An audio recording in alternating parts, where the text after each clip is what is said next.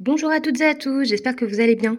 On va corriger votre évaluation sur les images et les ondes et du coup on va commencer par l'exercice 1.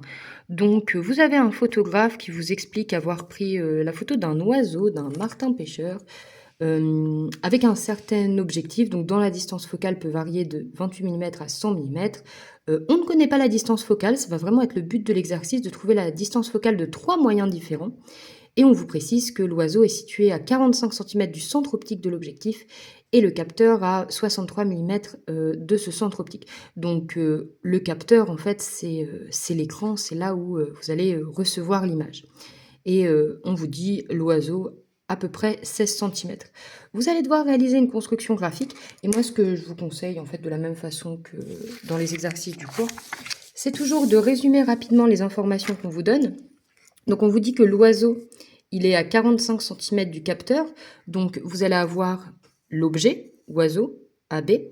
Donc attention aux distances algébriques, hein, vraiment dans toutes les formules que vous allez utiliser, vous allez devoir faire attention à prendre en compte le signe de votre distance. En fait, c'est une distance algébrique. Le point O, c'est le centre optique de la lentille, ici. J'aurais pu écrire, mais là c'est O. Vous avez A, donc évidemment de O à A, vous voyez on va dans le sens inverse à celui de l'axe optique, donc moins 45 cm. On vous précise qu'il y a une échelle de 1 quart que vous allez devoir respecter. Donc 1 sur 4, ça veut dire 1 cm réel correspondent à... pardon. Ça veut dire que 1 cm sur le schéma correspond à 4 cm réels, désolé. Du coup, vous voyez, l'idée, c'est que si l'oiseau est à 45 cm réellement, vous divisez par 4 pour obtenir l'endroit où vous le mettrez sur le schéma. Donc voilà, vous devez faire 11,25. Donc évidemment, impossible d'être aussi précis avec la règle, mais comme distance. OA', donc là, c'est la distance entre la lentille et le capteur, donc entre la lentille et l'image. Donc vous voyez ici, on ne vous dit absolument pas où sont les foyers F et F'. Par contre, vous savez où est l'objet AB, vous savez où est l'image A'B', et à partir de ça, en fait, vous allez pouvoir tracer les rayons. Vous faites super attention pour placer le point A'. On vous dit 63 mm. Vous voyez, on vous parle de centimètres et de millimètres. Il faut que vous mettiez tout dans la même unité. Moi, j'ai tout mis en centimètres. On prend en compte ensuite l'échelle. Et donc, vous devez placer l'image A'B' à 1,575 cm. Évidemment, c'est aussi impossible d'être aussi précis. Vous avez l'objet qui fait 4 cm sur le schéma. Donc, vous le tracez. Et par contre, vous n'avez aucune idée à ce moment-là de la taille A'B' de l'image. Donc de ce fait-là, en fait, vous, ce que vous allez devoir faire, c'est, vous savez où est le point A' et vous cherchez où sera le point B'. Et bien pour ça, en fait, vous allez tracer le premier rayon, donc le rayon rouge, en fait, je l'ai noté 1, c'est vrai que j'ai oublié de numéroter les autres, mais celui-là, ce sera mon deuxième rayon. Tac, on voit pas très bien. Et celui-là, mon troisième. Hop. Et l'idée, c'est que le rayon rouge, en fait, c'est le rayon qui passe par le centre optique, qui n'est pas dévié. Et du coup, vous le faites partir du point B, il passe par le centre optique, et forcément, comme il part du point B, il va forcément ressortir par B'. Et vous voyez, en fait, vous savez où est A'. Donc, grâce à ce rayon rouge, ben, vous pouvez prolonger, hein, si vous voulez, mais vous voyez, le point B', il sera forcément en dessous de A'. Ça vous permet de trouver où est B'. Et à partir de ça, vous ne vous arrêtez surtout pas là, c'est pas parce qu'on a trouvé A'B' qu'on a fini, parce qu'en fait, on doit placer nos foyers F et F'. Donc de ce fait-là, vous tracez les deuxième et troisième rayons. Donc le deuxième rayon, on sait que si le rayon incident est parallèle, ça veut dire qu'il sort par les foyers, mais comme il passe par B, il passe aussi par B'. Donc vous le rendez parallèle, vous le faites sortir par B', et donc l'endroit où il coupe l'axe optique, cet endroit-là, c'est bien le foyer image F'. Pour le rayon 3, donc c'est toujours un peu plus difficile à tracer, mais lui, c'est le rayon qui sort parallèle. Donc vous voyez, vous devez commencer par tracer ça. Donc voilà, c'est comme si ça sortait de façon parallèle par B'. Et si ça sort de façon parallèle à l'axe optique par B', ça veut dire que c'est entré en passant par B et le foyer objet. Donc vous reliez ça à B, et pareil, l'endroit où ça coupe l'axe optique, c'est le foyer F. Et ça vous permet de mesurer la distance focale. Parce que, attention, vous voyez, on vous dit bien, la construction graphique doit vous servir à déterminer la valeur de la distance focale de l'objectif. Donc vous, ne vous arrêtez surtout pas à la construction graphique. Honnêtement, j'ai pas forcément, enlevé de points si vous n'aviez pas pensé à le faire, mais vous êtes vraiment censé faire cette partie-là. C'est-à-dire, vous mesurez sur votre schéma la distance focale, c'est-à-dire la distance entre O et F'.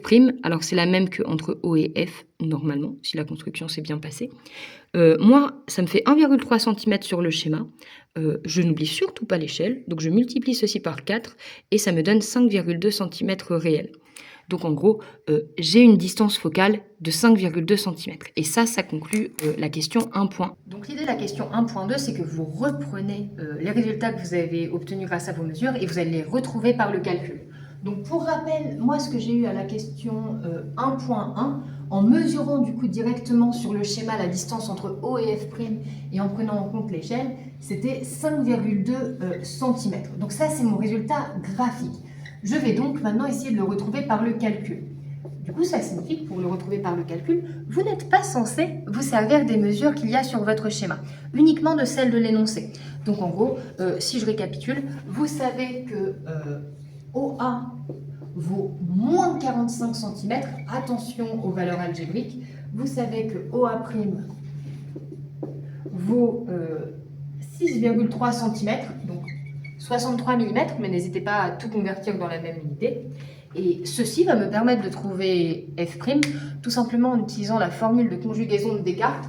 On n'oublie pas de la citer. Je vous rappelle que quand vous exploitez une loi ou un théorème qui porte le nom d'un scientifique, vous donnez son nom. Donc au complet, c'est la relation de conjugaison de Descartes.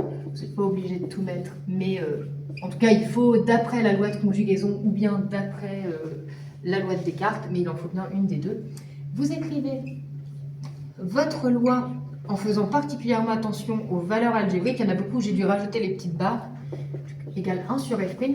Donc là, comme je vous l'ai conseillé, à mon avis, ne vous embêtez pas à réduire au même dénominateur pour trouver F'. Vous calculez 1 sur F'. Donc là, tout simplement, il vous suffit de remplacer dans les valeurs. Quand on a déjà fait ce petit travail préparatoire, on ne risque pas de perdre, d'avoir de problèmes de signes. Ah oui, pardon, je transforme le plus ici, mais vous voyez, ici vous avez moins qui vient d'ici, et par contre, attention, OA vaut moins 45 cm, donc si vous voulez, vous pouvez aussi écrire 1 sur 6,3 plus 1 sur 45 qui est égal à 1 sur F'. Alors ça vous fait quelque chose de l'ordre de 0,18. Par contre, on n'oublie pas l'unité. 1 sur F', c'est l'inverse d'une distance focale. Ça signifie donc que si c'est l'inverse d'une distance focale, c'est l'inverse d'une distance. Vos distances sont toutes en centimètres ici. De ce fait-là, 0,18, c'est en l'inverse de centimètre, donc centimètre moins 1. Et de ce fait-là, vous devez faire, pour trouver F', une petite manipulation dans la formule en faisant 1 sur 0,18. Et là, n'hésitez surtout pas à la calculatrice à reprendre le résultat avec tous les chiffres. Vous voyez, moi ici, j'ai arrondi avec la règle des chiffres significatifs à 2 chiffres, mais par contre, je vous assure que dans mon calcul, j'ai écrit sur la calculatrice 1 sur 0,18, 0,9, etc. Tous les chiffres qu'il y avait après, pour gagner un peu en précision. Et ça me donne, je respecte bien les chiffres significatifs, donc de 2, à cause de ces deux nombres-là qui ont 2 chiffres significatifs, 5,5 cm. On n'oublie pas dans la question que le but c'est de retrouver cette valeur par un calcul. Donc vous faites bien une petite phrase. Globalement en fait, ici, on obtient 5,5 cm par le calcul. Alors vous pouvez faire honnêtement si vous voulez un calcul d'écart relatif. Ici c'est pas demandé. Si vous le faites, c'est valorisé, mais vous n'êtes pas obligé.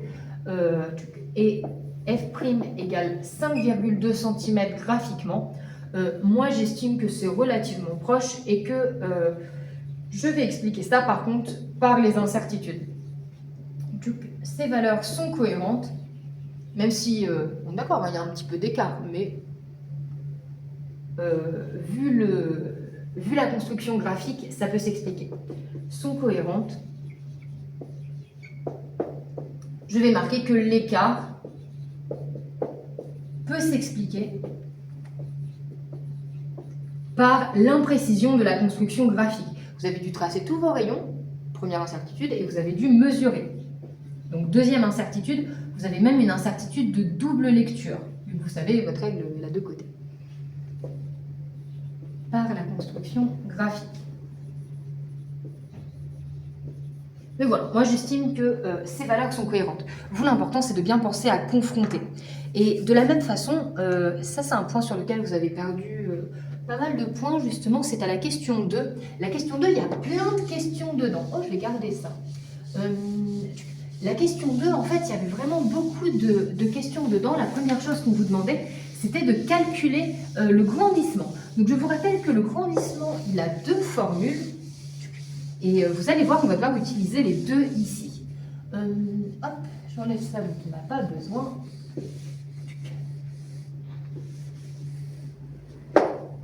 Donc, le grandissement a deux formules, OA' sur OA, toujours en faisant particulièrement attention aux valeurs algébriques, et aussi A'B' sur AB. Il est honnêtement beaucoup plus rigoureux de prendre les valeurs de l'énoncé. Et je vous rappelle que l'énoncé vous donnait trois valeurs. Elle vous donnait OA', elle vous donnait OA et elle vous donnait AB. Elle ne vous donnait pas A'B'. Justement, c'est toute l'idée de la question, c'est de calculer le grandissement. Non pas avec cette formule-là en mesurant A'B' sur le schéma, mais c'est de calculer le grandissement avec cette formule-là. Et une fois que vous avez le grandissement, vous calculez A'B', comme vous connaissez ça. Donc je commence par ça. Je vais donc utiliser cette formule-là.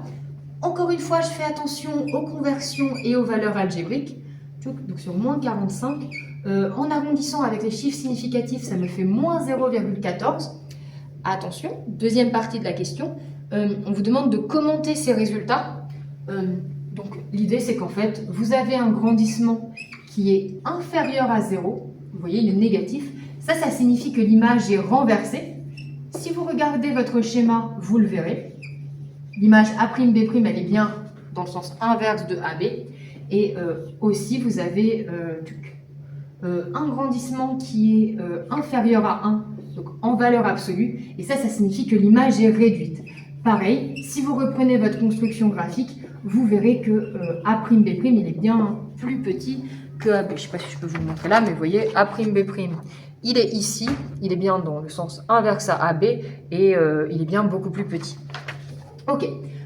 Ensuite, on vous demande du coup de calculer la taille de l'image sur le capteur. Donc là, cette fois-ci, deuxième partie de la question, on va calculer A'B'. Maintenant que je sais que gamma, le grandissement, vaut moins 0,14, je vais utiliser cette formule-là. Donc j'ai gamma qui est égal à A'B' sur AB. Cela signifie que A'B', toujours en valeur algébrique, c'est égal à gamma fois AB. Donc A'B', n'importe quoi, gamma vaut moins 0,14. Là, pareil, sur votre calculatrice, vous n'hésitez pas à mettre tous les chiffres que vous avez dû enlever pour respecter les chiffres significatifs, pour gagner en précision. AB, c'était 16 cm, ça c'était donné dans l'énoncé, c'est la taille de l'oiseau. Ça nous donne, en respectant les chiffres significatifs, toujours 2,2 cm. Et on nous demande enfin de vérifier la cohérence avec le schéma réalisé. Donc là, je mesure graphiquement. Graphiquement, vraiment, je reprends mon schéma. Je mesure la distance entre A'B', enfin entre A' et B'. En valeur algébrique, pardon, je les ai, j'ai oublié le moins là. Vous voyez, évidemment, moins 0,14 fois 16, ça fait moins 0, enfin ça fait moins 2,2. Donc en valeur algébrique, quand je mesure sur mon schéma pour A'B', j'obtiens moins 0,5 cm sur le schéma. Ce qui me donne, je vous rappelle qu'on a une échelle de 4, donc je fais moins 0,5 fois 4, j'obtiens moins 2 cm réels, du coup en prenant compte de l'échelle. Je pars du principe que je ne peux pas être plus précise qu'au dixième. Donc j'ai un chiffre significatif ici, j'ai un chiffre significatif là. Moins 2,2 et 2, je pars du principe que c'est cohérent. Si vous voulez, vous pouvez marquer la même justification qu'à les questions 1.2. Les incertitudes peuvent s'expliquer par l'imprécision de la construction graphique. Mais honnêtement, c'est pas mal du tout. Et justement, on vous demande un petit peu d'esprit critique à la question 3. Donc, ce qui pourrait justement permettre un peu de nuancer le fait qu'on n'ait pas exactement les mêmes valeurs sur le schéma et par le calcul, c'est qu'on vous explique vraiment que la situation, c'est un photographe qui photographie un oiseau. Et ce photographe vous dit, oh, mon oiseau, il mesurait à peu près 16 cm, il était à 45 cm de mon appareil. Je ne sais pas si dans la vraie vie, c'est possible d'être précis à ce point-là. Donc clairement, on peut avoir un regard critique sur la précision des mesures données par le pêcheur. N'importe quoi, par le photographe sur l'oiseau martin-pêcheur. Et l'autre remarque, on peut aussi faire la critique dans l'autre sens, c'est que j'ai effacé F', mais vous savez, on a trouvé 5,2 cm, et 5,2 cm, si vous le mettez en millimètres, ça fait 52 mm, et c'est bien compris dans la plage d'objectifs qu'il nous a donné. Il nous a dit, j'ai photographié avec un objectif dont la distance focale peut varier de 28 mm à 100 mm, 52 mm, ça fait partie de cette plage, donc a priori, là par contre la critique est plutôt positive. J'ai accepté ces deux arguments dans l'évaluation, et globalement tout ce qui était un peu relié. Pour moi vraiment le plus important c'est que dans cette situation, on peut remettre en question les mesures du pêcheur, hein, enfin pardon, les mesures du photographe, il n'avait pas de règles sous la main j'imagine. On peut remettre en question la précision des mesures du photographe. Vous voyez, même dans l'énoncé, on vous dit que l'oiseau a une taille de l'ordre de 16 cm. Tous les oiseaux sont évidemment pas identiques, donc ça permet vraiment d'être légitime sur la critique de nos mesures. Des mesures du photographe. Donc ça, c'est vraiment un premier argument. Vous pouvez donner l'un ou l'autre, ou les deux, et on peut marquer que on a trouvé une distance focale, donc soit de 5,2 graphiquement, soit de 5,5 cm par le calcul, ce qui rentre dans la plage de distance focale donnée par le photographe. Une distance focale comprise entre 28 mm et 100 mm, ce qui est cohérent avec les indications du photographe. Hop, voilà, ce qui est cohérent avec les indications du photographe. Je ne développe pas plus. Vous voyez, il ne faut pas oublier qu'en fait, en physique, on est quand même dans le monde réel. Vous voyez, donc n'hésitez pas à vous dire je prends un peu de recul sur la situation, c'est pas juste un exercice, mais qu'est-ce que je peux apporter moi en plus à cette situation? Voilà, vous pouvez apporter le fait que vous y croyez moyen, au fait qu'il puisse mesurer les 45 cm entre l'oiseau et l'objectif précisément. On passe à la question la plus importante de cet exercice, mais également la plus difficile. C'est la question 4. Donc la question 4, typiquement, on va vraiment utiliser une méthode d'identification en faisant une régression linéaire. La régression linéaire, c'est vraiment quelque chose à maîtriser à 100%. Je crois que je ne le répéterai pas assez cette année, mais il faut tous que vous soyez capable de faire une régression linéaire avec votre calculatrice et que vous soyez capable d'en extraire le coefficient directeur, l'ordonnée à l'origine et le coefficient de corrélation. Donc l'idée, c'est que là, on nous donne une série de valeurs de la distance objet-lentille et la distance lentille-écran. C'est-à-dire que vraiment, dans la première ligne du tableau, la distance objet-lentille, donc vous voyez, on vous l'a donné de façon positive, ça veut dire qu'en gros, on vous a donné AO. Vous, si vous voulez OA, il faudra bien mettre des moins devant. Vous voyez, moins 10, moins 20, moins 30, etc. Attention à ce gros piège. La distance lentille-écran, elle, c'est bien OA'. Et par contre, vous, attention, donc vous voyez 12,5, etc. Vous, attention, vous allez vouloir utiliser la loi de conjugaison de Descartes, donc c'est vraiment ce que vous suggère l'énoncé, pour faire l'identification. Mais dans la loi de Descartes, justement, c'est 1 sur OA' et 1 sur OA. Donc d'après la loi de conjugaison, donc je la rappelle rapidement, 1 sur OA' moins 1 sur OA égale 1 sur F'. Vous voyez, en fait, vous, votre but, ça va être de manipuler un petit peu cette loi de conjugaison en faisant passer le 1 sur OA de l'autre côté. Vous voyez là, je fais plus 1 sur OA de ce côté-là, du coup ici ça se simplifie. Je rajoute plus 1 sur OA ici. Le 1 sur F' ne bouge pas. Et voilà ce que ça me donne. Et là, l'idée, c'est que du coup, ce que vous allez faire vraiment, c'est que on va tracer, donc à la calculatrice, hein, vraiment, parce que si vous le faites à la main, vous n'aurez pas justement l'apport du coefficient directeur, du coefficient de corrélation et de leurs données à l'origine qui seront très précis. Donc, on va tracer la régression linéaire de 1 sur OA' en fonction de 1 sur OA. Donc, vous voyez, si je trace 1 sur OA' en fonction de 1 sur OA, et c'est ce qu'il faut que je fasse, hein, ça veut dire que 1 sur OA', c'est mon Y, c'est mon ordonnée. Voilà. Hop. Donc, ça, c'est Y. Et ça, c'est X. 1 sur OA, c'est X, c'est-à-dire c'est mon abscisse. Puis il est là. Et donc là, bon, nous on le sait, on l'a fait plusieurs fois en cours, mais si vous rentrez les valeurs de 1 sur OA' et 1 sur OA, donc vraiment pas 12,5, mais 1 sur 12,5, 1 sur 7,7, que là vous rentrez 1 sur moins 10, 1 sur moins 20, ce que vous allez observer sur votre calculatrice, c'est une droite. Voilà. Donc on va avoir une droite, donc pas une droite linéaire, parce qu'elle ne passe pas par l'origine, mais par contre, vous allez pouvoir observer ce que vous voyez. Vraiment, il faut le dire. On obtient une droite.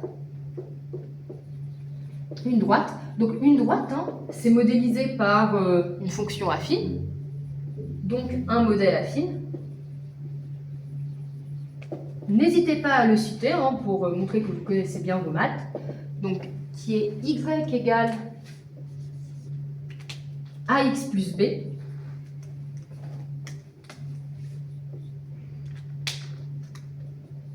Et là, n'hésitez pas à citer, vous voyez clairement notre loi de conjugaison, si ça c'est y, si ça c'est x, vous pouvez faire une identification et remarquer que du coup, ben, a, c'est 1. Vous voyez, il n'y a rien devant x, en fait, c'est comme si vous faisiez 1 fois 1 sur OA. Donc a vaut 1. Si vous regardez votre calculatrice, je vais vous mettre l'écran de ce que j'ai obtenu avec la Numworks juste là. Si vous obtenez A, c'est 1. Et B, par contre, ça correspond à 1 sur F'. Donc là, vous pouvez dire que par identification,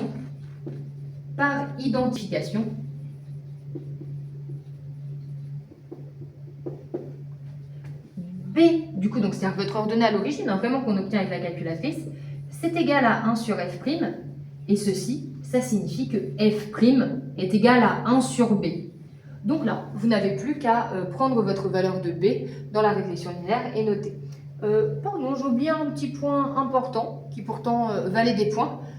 Qu'est-ce qui valide le fait que j'ai un modèle affine? C'est évidemment mon coefficient de corrélation. Le coefficient de corrélation, c'est lui qui permet de dire « Oh, bah, j'ai bien choisi un modèle affine. » Vous voyez, parce que mes points sont comme ça.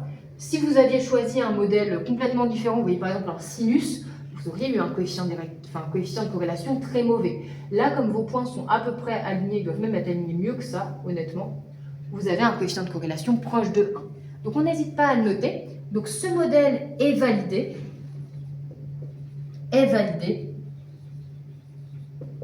car le coefficient de corrélation est proche de 1. Est proche de 1. Moi, j'ai obtenu 0,9996. Vous voyez, hein, vraiment, notre modèle, il est validé. Et ensuite, donc là, je vous disais, on avait fait l'identification, mais honnêtement, ajoutez cette petite phrase-là. Hein, le coefficient de corrélation, maintenant, vous devez savoir vous en servir. C'est juste pour dire, bah, c'est un modèle affine, et c'est vrai, parce qu'il y a le coefficient de corrélation qui est proche de 1. Donc moi, pour B, j'avais obtenu, là pareil, hein, je vais prendre tous les chiffres de ma calculatrice, j'avais obtenu 0,1803934, etc. Je vais évidemment pas le noter sur ma feuille, mais par contre, je vais le faire à ma calculatrice. Et ça me permettra d'avoir quelque chose d'assez précis. Et donc, si je fais 1 sur justement ce truc-là, j'obtiens 5,5 cm. Petite remarque, du coup, certains d'entre vous l'ont noté ici, 0,18. Comme ce qu'on avait fait dans la question 1.2, attention, B c'est 1 sur F', c'est l'inverse d'une distance, donc c'est en centimètres moins 1. Vous voyez? Vu qu'on avait tout laissé en centimètres a priori. Donc voilà, attention à ça. Et vous voyez, vous retrouvez f'. Et là, si vous avez envie, ce que vous pouvez faire, c'est de dire cette valeur correspond exactement à la valeur de la question 1.2. Je vous laisse remonter si vous avez besoin, mais à la question 1.2, on avait déjà trouvé f' qui valait 5,5 cm. Ce qui est assez logique. Honnêtement, je n'avais pas fait de piège. Donc dans cet exercice, ce que vous retenez bien, c'est attention aux grandeurs algébriques et retenez cette méthode de la régression linéaire. En fait, vous devez vraiment, avec votre calculatrice, obtenir les paramètres de la régression, pouvoir justifier de la validité et faire ce qu'on appelle une méthode d'identification. C'est-à-dire, vous avez une formule et vous devez trouver dans cette formule qu'est-ce qui représente le coefficient directeur, qu'est-ce qui représente l'ordonnée à l'origine. Et voilà pour l'exercice 1. Donc, on passe maintenant à l'exercice 2 sur les ondes. Donc là, en fait, on avait 3 parties plus ou moins indépendantes qui étudiaient en fait différents types d'ondes. Alors, première question, hyper classique des sujets de bac, c'est définir une onde mécanique. Alors, pour le coup, eux, ils voulaient vraiment qu'on définisse juste le terme mécanique, mais on peut aussi évidemment définir le terme onde. Donc, une onde est le déplacement d'une perturbation, donc qui transporte de l'énergie mais qui ne transporte pas de matière. Une vague, ça passe, c'est une perturbation, par contre l'eau ne s'en va pas après la vague, elle reste là. Donc dépassant une perturbation avec transport d'énergie mais sans transport de matière. Honnêtement, ça c'était du bonus, ils n'attendaient pas à ce que vous définissiez onde. Avec transport d'énergie mais sans transport de matière. Le point super important par contre, c'est l'onde mécanique. Donc une onde mécanique, elle ne peut se déplacer que dans de la matière, que dans un milieu matériel. Une onde mécanique ne peut se propager que dans un milieu matériel. Ne peut se propager que dans un milieu matériel. Vous voyez par exemple le son, c'est une onde mécanique, ça ne peut pas se propager dans le vide. Ne peut se propager que dans un milieu matériel.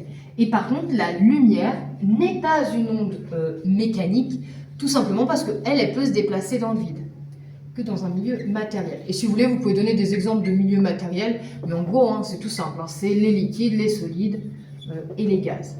Liquide, solide, gaz. Et vous pouvez donner des exemples parmi ces états-là, mais c'était vraiment juste ça l'idée.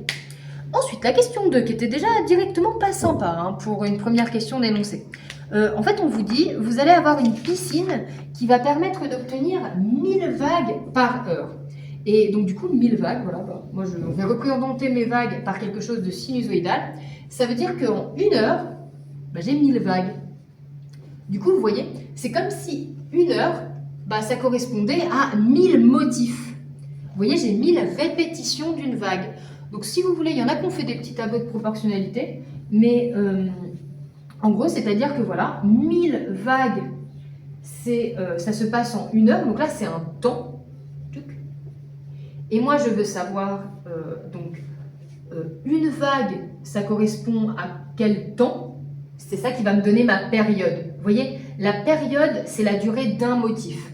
C'est pas du tout la seule façon de faire, mais par contre, c'est tout à fait, je vais vous montrer la deuxième tout à l'heure, mais c'est tout à fait possible de faire ça. J'ai 1000 vagues en 1 heure, donc combien de temps ça me prend pour faire une seule vague? Donc je peux faire mon produit en croix, par contre, je vais évidemment devoir faire super attention, parce que vous voyez ici c'est en heures, pourtant une période on aime bien l'avoir en secondes. Et 1 heure, on est dans une autre couleur, 1 heure si je veux le mettre en secondes, eh bien ça correspond à 60 minutes, et dans chaque minute il y a 60 secondes, donc 60 fois 60, ça fait 3600, divisé par 1000, et vous obtenez 3,6 secondes. C'est tout à fait possible de faire comme ça, il y en a qui ont fait comme ça, et il y en a d'autres qui se sont dit, de toute façon une fréquence, c'est le nombre de fois où ça se produit en 1 seconde. Donc effectivement, votre fréquence, c'est le nombre d'itérations. Donc en gros, vous avez eu 1000 vagues en 1 heure, Voilà, vous savez, c'est comme une fréquence cardiaque. Une fréquence cardiaque, je sais pas, 100 battements par minute. Et bien 1000 vagues en 1 heure. Tac. Mais par contre, j'ai exactement le même problème. Je ne vais pas le laisser en heure. Je vais faire 1000 sur... Donc 1 heure, on a dit, c'est 60 minutes fois 60 secondes. Donc c'est 3600 secondes. Et ça nous donne... alors pardon, du coup, moi j'ai noté mon résultat qu'avec 2 chiffres significatifs. Ici, je ne sais pas trop ce qu'il faudrait faire. Comme c'est 1 heure, je crois que je vais en laisser 2. Mais honnêtement, là, dans cette méthode-là, si vous aviez donné 4 chiffres significatifs, ça allait très bien. Et là, c'est vrai que là, ici, je n'ai pas trop fait attention non plus. Je pense qu'on peut aussi donner 4 chiffres significatifs, un peu comme vous voulez, en fait. Parce que 1 heure, vous voyez, est-ce que c'est 1 heure pile ou quoi que ce soit? Je ne sais pas trop. J'ai pas trop regardé pour les chiffres significatifs ici, du moment que c'était pas aberrant. Je vais le laisser avec 2, du coup. Donc si vous faites ce calcul-là, ça vous fait 0,28 et vous n'oubliez surtout pas l'unité. Du moment que vous avez converti ça en secondes, ça veut dire que votre fréquence est en Hertz. Donc là, si vous avez fait cette méthode-là, vous pouvez très bien utiliser la formule de la fréquence F égale 1 sur T. Si vous faites 1 sur 3,6, vous obtiendrez 0,28 Hertz. Et si vous avez fait quelque chose comme ça, bah vous utilisez la formule mais dans l'autre sens. F égale 1 sur T, ça veut dire que T égale 1 sur F. Donc là, vous avez juste à faire 1 sur 0,28 et ça vous donne environ 3,6 secondes. Vous voyez, vous pouviez faire l'un ou l'autre et l'énoncé vous disait, bah voilà, soit vous faites d'abord la fréquence puis la période, soit vous faites d'abord la période puis la fréquence. En tout cas, très important, c'était la période temporelle. Donc on note grand T, c'était vraiment un temps. Parce que dans la question 3, par contre, on vous demande la période spatiale. Et la période spatiale, ça par contre, ça correspond à la longueur d'onde. Donc la longueur d'onde, c'est une distance. Donc là, l'idée, c'est qu'on vous dit de vous servir de l'annexe 2. Sur l'annexe 2, vous avez un certain nombre de vagues. Et je vous rappelle que pour être précis, vous ne voulez pas mesurer une seule longueur d'onde, vous voulez absolument en mesurer plusieurs. Alors, j'espère qu'on va voir à peu près. Mais donc, vous aviez votre annexe ici, avec un certain nombre d'ondes, un peu comme dans la cuve à ondes. Vous voyez les zones un peu blanches, ça correspond aux crêtes des vagues, au haut des vagues. Vous en mesurez un certain nombre. Moi, ce que j'ai fait, c'est que j'en ai mesuré 4. J'ai estimé que, honnêtement, il y en a qui n'étaient pas assez nettes pour que je le fasse. Donc, vous voyez, j'ai mesuré entre les 4 les plus nettes. 4 longueurs d'onde. Hop. Donc, c'est la question 3. Donc, vraiment, hein, vous n'êtes pas obligé de le marquer. Certains l'ont fait, c'est très bien, mais vous n'êtes pas obligé de marquer la phrase « On mesure plusieurs longueurs d'onde pour être précis ». Par contre, il faut le faire. Si vous ne l'avez pas fait, je vous ai enlevé des points. Si vous savez que vous avez mesuré juste une longueur d'onde, vous n'avez pas eu tous les points à cette question. Et moi, ça me donnait 5,8 cm sur le schéma. Par contre, il faut faire particulièrement attention à l'échelle. Vous voyez, sur votre annexe, vous aviez une petite flèche. On vous dit que la petite flèche faisait 10,5 mètres. Moi, la petite flèche, je l'ai mesurée et j'ai trouvé que ça faisait 1,1 cm sur le schéma. On me dit que ça correspond à 10,5 mètres réels. Du coup, moi, je me dis, ici, j'ai 5,8 cm sur le schéma. Ça correspond à combien de mètres réels? Et ça correspondra du coup à 4 lambda réels. Je marque comme ça, 4 lambda réels. Du coup, j'ai juste à faire mon petit produit en croix.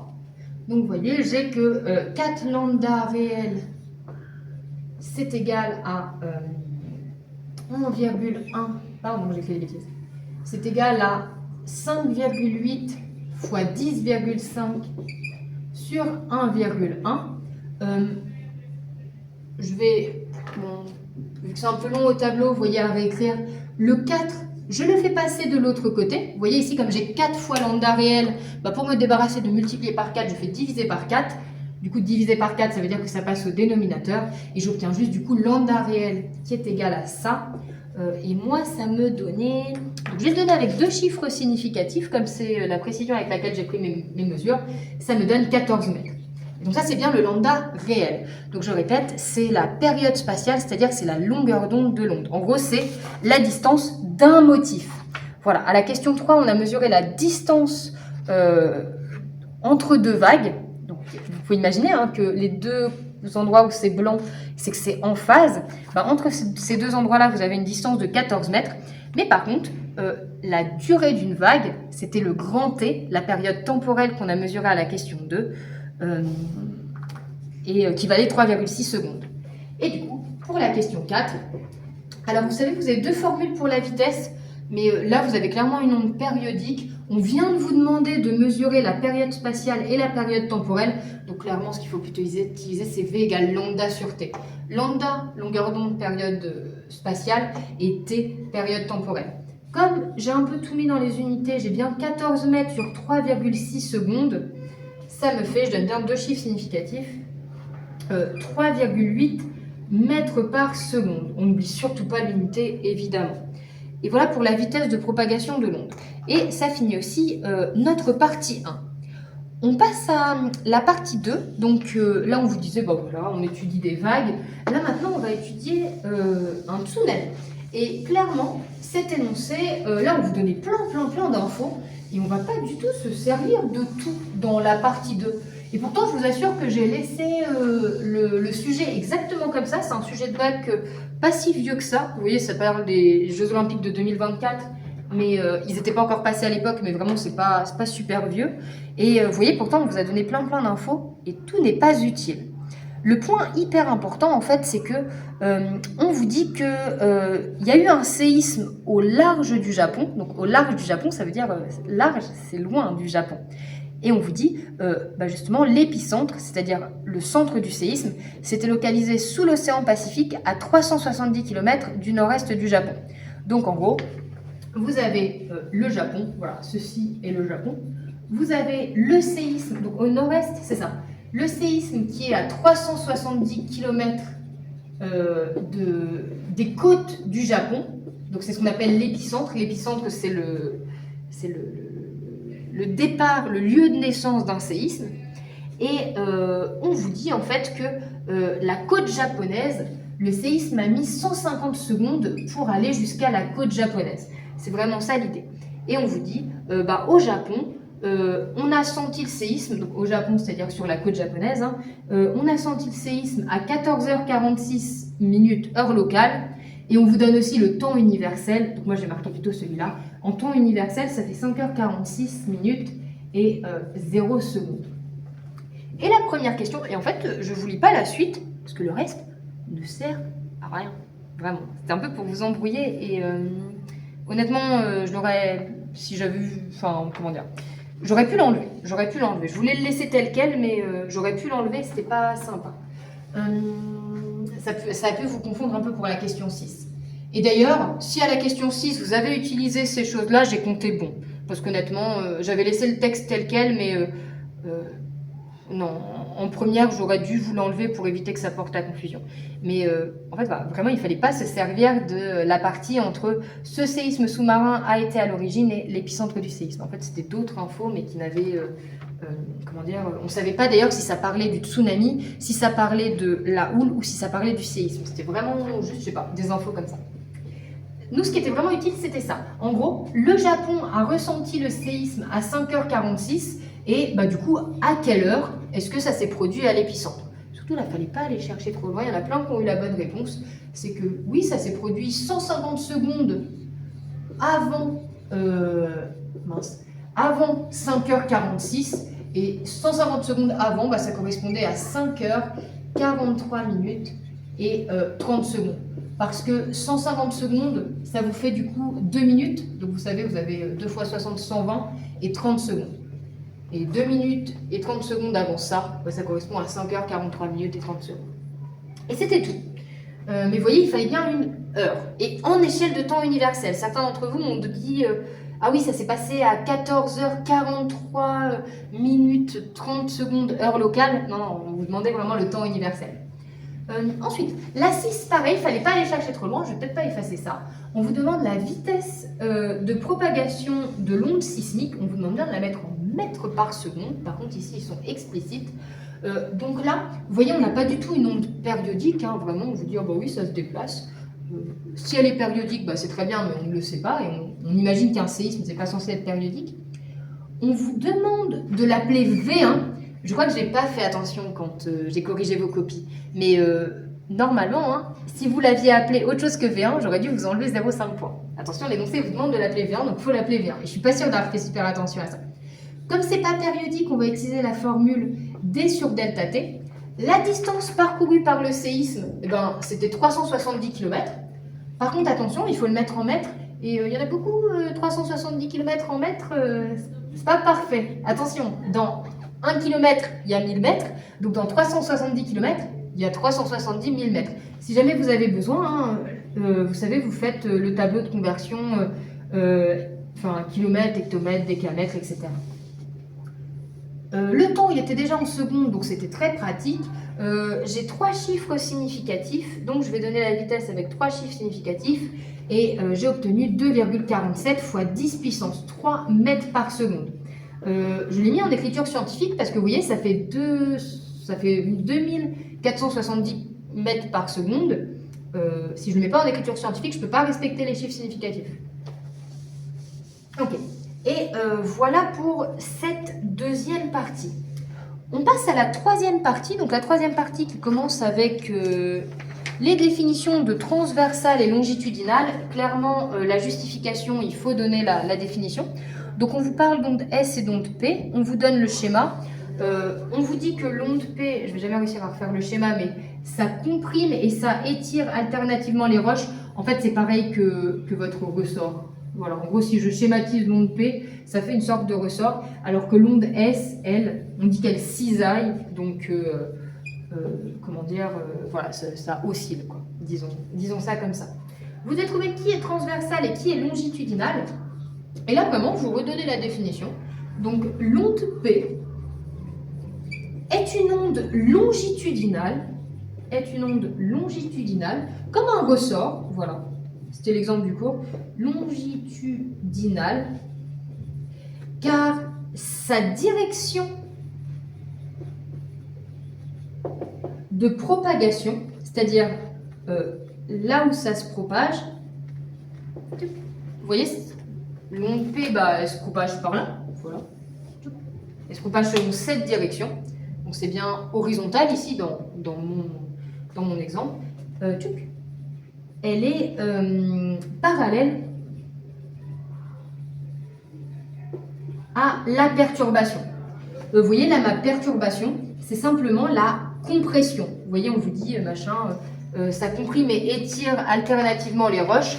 Justement, j'ai une compression, vous voyez, de temps en temps par là, et un étirement plutôt par là. Vous voyez, à peu près, voilà, ça s'étire, ça se comprime, mais par contre, ça se comprime bien dans cette direction. Vous voyez, vous appuyez comme ça. Du coup, les deux sont bien parallèles. Vous voyez, mes flèches vertes et mon trait rouge sont bien parallèles. Donc, c'est longitudinal. Hop.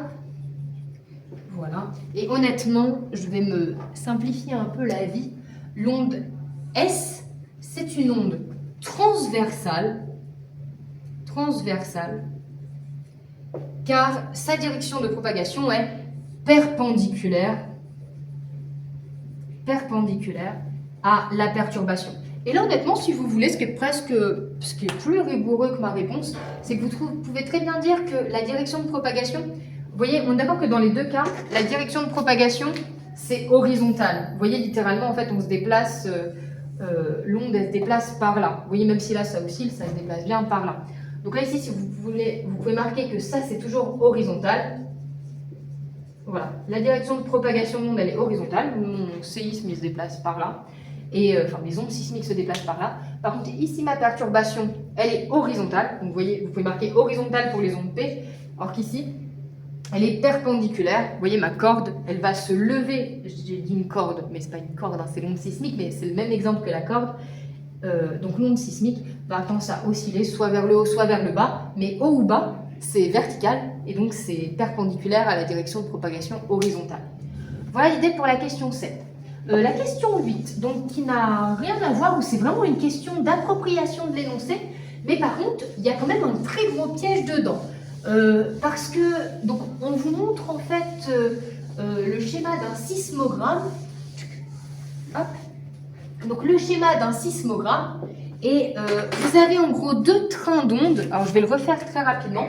Donc vous avez l'amplitude en ordonnée et le temps en abscisse, donc attention, hein, vraiment un temps, pas une distance, hein, c'est pas la peine d'essayer de mesurer une distance sur ce truc-là, vraiment ça ne marchera pas. Au bout de, je sais pas si c'est super précis, mais au bout de 40 secondes, on reçoit le train d'onde A, et au bout de 66 secondes, on reçoit le train d'onde B, et la question c'est à quel type d'onde S ou P correspond chaque train. Et on justifie avec le texte d'introduction. Et vraiment, la seule info importante, c'est on distingue les ondes P les plus rapides, se propagent dans les solides ou les liquides, mais ça, c'est pas important pour nous. C'est juste que les ondes P, c'est les plus rapides, et les ondes S, c'est les moins rapides. Et du coup, là, on peut se dire, oh, bah oui, bah, les plus rapides, oui, mais eux, ils vont plus loin. Enfin, en fait, je pense qu'il y en a certains où ils se sont un peu laissés embrouiller. Et honnêtement, c'était, enfin voilà, l'énoncé avait prévu de vous embrouiller. Mais vous voyez, si vous êtes plus rapide, vous arrivez plus vite à la station. Donc en fait, c'est elles les ondes plus rapides, parce que vous voyez, elles n'ont mis que 40 secondes à arriver de l'épicentre à la station. Du coup, bah en fait, voilà, ce sont les plus rapides, donc ce sont les ondes P, et elles, ce sont les moins rapides, ce sont les ondes S. Et je vais le marquer rapidement. Les ondes P sont plus rapides et arrivent en premier. Sont plus rapides, elles arrivent en premier, et donc c'est le train A.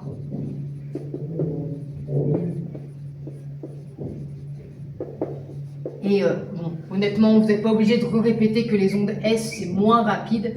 Vous pouvez juste écrire que c'est le train B. Ok, c'est parfait.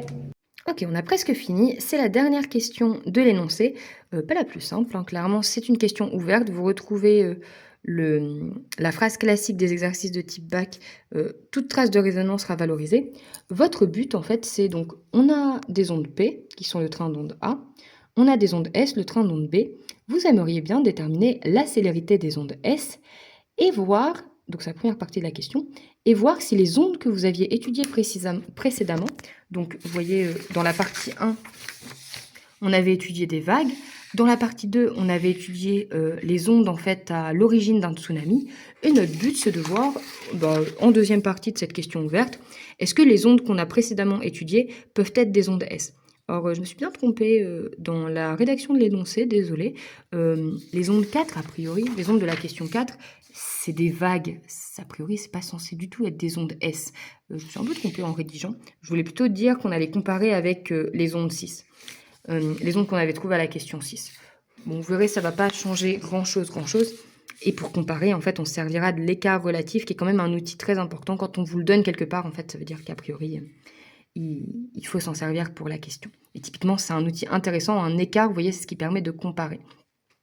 Alors, par contre, on n'a pas énormément d'infos pour répondre à cette question ouverte. Vous voyez, ce qu'on vous dit dans les données, c'est que on sait quand est-ce qu'on a commencé à détecter le séisme, ok, à Eureka, parce qu'en gros, il y a un séisme qui s'est produit à San Francisco, et vous l'avez reçu dans une station qui s'appelle Eureka, qui est à une certaine distance, inconnue, de San Francisco.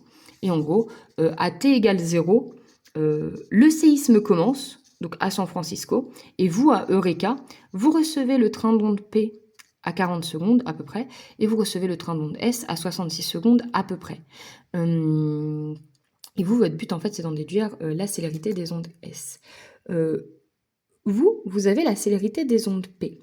Et justement, en fait, ça va vraiment être ça la première étape, c'est de trouver la distance entre San Francisco et Eureka, parce qu'en fait, elle n'est pas précisée à aucun endroit.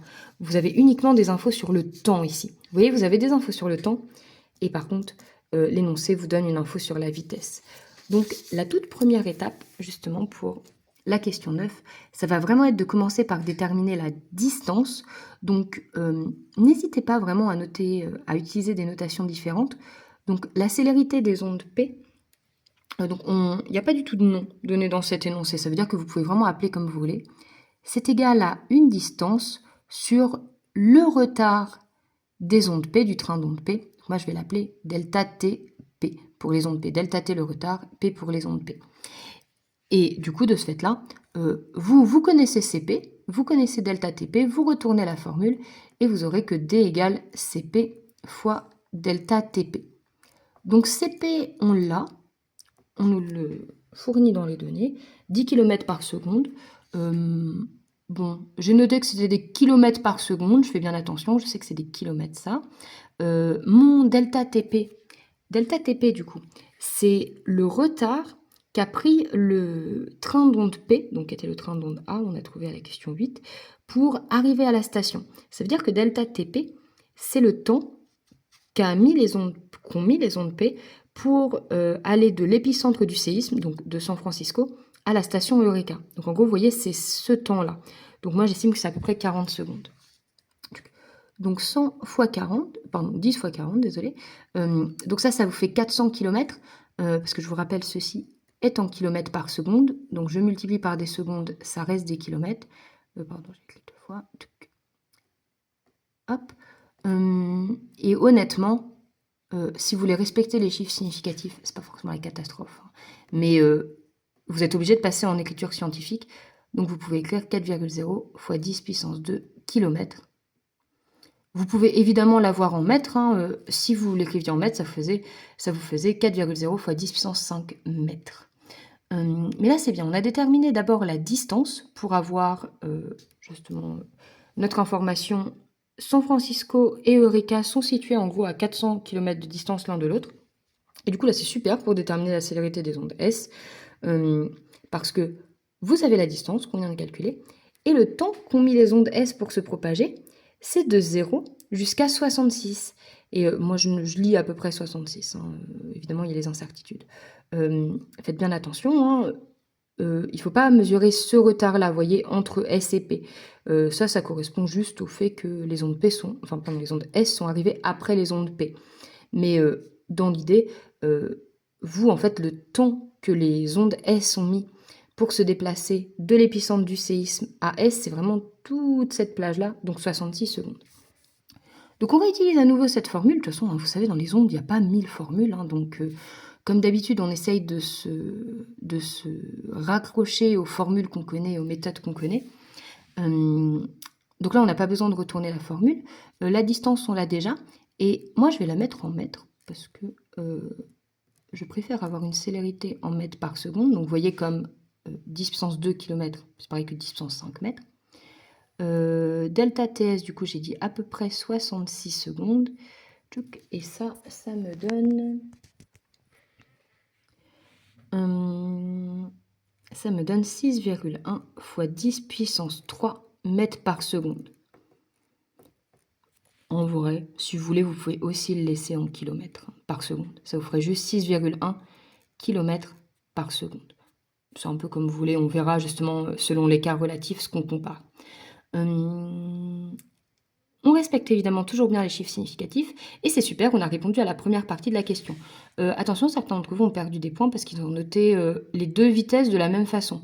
Sauf qu'attention, si vous avez deux vitesses différentes, vous ne pouvez pas leur donner le même nom. Ok, donc ça c'est pour la première partie de la question. Maintenant, notre deuxième partie, c'est de déterminer si les ondes dont on a calculé la vitesse à la question 4 peuvent être des ondes S. Donc là pour ça, pour vérifier si c'est des ondes S, on va vérifier si c'est cohérent, si la vitesse qu'on vient de trouver là est cohérente avec celle qu'on a trouvée précédemment. Donc nous, notre outil pour vérifier si c'est cohérent, c'est vraiment l'écart relatif. Donc on vous dit que l'écart relatif, c'est égal à la valeur théorique moins la valeur expérimentale, le tout à la valeur absolue, sur la valeur théorique. Ici, vous voyez, est-ce qu'il y a vraiment une théorique et une expérimentale? Je ne sais pas. Vous pouvez en fait choisir celle que vous voulez. Et du coup, on va comparer les deux. Moi, je vais décider que ma valeur théorique, c'est celle-là. En tout cas, c'est une des deux valeurs. Donc, je mets ma formule. Je vais la laisser en kilomètres par seconde. Parce que moi, je vais prendre... alors, on vous disait de comparer avec la question 4, mais les résultats de la question 4, mais honnêtement, on va comparer avec les résultats de la question 6. Et à la question 6, on avait trouvé... donc, voilà, les résultats de la question 6, c'était que notre onde, du coup, du tsunami, donc elle avait un nom, par contre, elle s'appelait V1. Ça valait 2,47 fois 10 puissance 3 mètres par seconde. Donc vous voyez, hein, vous auriez très bien pu garder le 10 puissance 3 ici et utiliser ça. Moi, je décide de la passer en kilomètres par seconde. Et ça vous fait 2,47 km par seconde. On le note ici, 2,47. Bon, soit vous multipliez par 100 tout de suite, soit pas tout de suite. Peu importe. Ça nous donne, quand vous faites cet écart relatif, 0,59. Et 0,59, c'est équivalent à 59%. Donc certains d'entre vous ont été un peu déstabilisés par, par cet écart relatif élevé. Et encore, si vous aviez fait comme ce que j'ai demandé et comparé à la question 4, où on était de l'ordre de 18 mètres par seconde. Vous voyez, là on est de l'ordre de 6100 mètres par seconde, mais les résultats de la question 4, c'était 18 mètres par seconde. On avait même un écart relatif de 99%. Donc voilà, certains ont été décontenancés, mais là pour le coup c'était vraiment fait exprès, hein, vraiment l'écart relatif ici, il est bien plus grand que 5%, c'est voulu. Donc certains d'entre vous ont conclu avec justement simplement l'indication de l'énoncé, les valeurs ne sont pas cohérentes. Oui, mais qu'est-ce qu'on en déduit justement que ces deux valeurs-là ne sont pas cohérentes? En fait, on en déduit simplement ce qu'on veut, c'est-à-dire que les ondes dont on a calculé la vitesse de propagation ne sont pas des ondes S. Voilà, donc moi j'ai vérifié pour la question 6. Donc les ondes, de la question 6, donc étudier à la question 6 c'est mieux, c'est juste que je vous avoue que je galère un peu à écrire, donc j'abrège. Mais les ondes abordées à la question 6 ne peuvent pas être des ondes S. Et vous voyez là, il n'y a pas tant d'histoire de... Ils ne peuvent pas être des ondes S. Il n'y a pas tant d'histoire d'expliquer cet écart relatif par des incertitudes ou quoi que ce soit. Là, vous voyez, avec un écart relatif de 59%, c'est pas juste une histoire d'incertitude, c'est vraiment, bah non, on a étudié des ondes qui ne sont pas des ondes S, c'est autre chose. Typiquement, là, les ondes du tsunami, c'est, ça va juste être des ondes c'est bien des ondes de cisaillement, parce qu'elles sont, elles sont propagées dans un solide. Par contre, c'est vraiment pas des ondes S, c'est autre chose. Et c'est tout en fait ce qu'on doit conclure. Dans le sens où voilà, on a calculé des ondes S, on avait calculé la vitesse d'autres ondes, ces deux vitesses ne correspondent pas. La conclusion c'est les ondes ne peuvent pas être des ondes S. Super, et ben on a fini. J'espère que ça a été pour vous. Si vous avez des questions, n'hésitez pas à me les poser dans les commentaires de cette vidéo ou par pronote ou quand on se verra en cours. Et je vous souhaite une très bonne journée.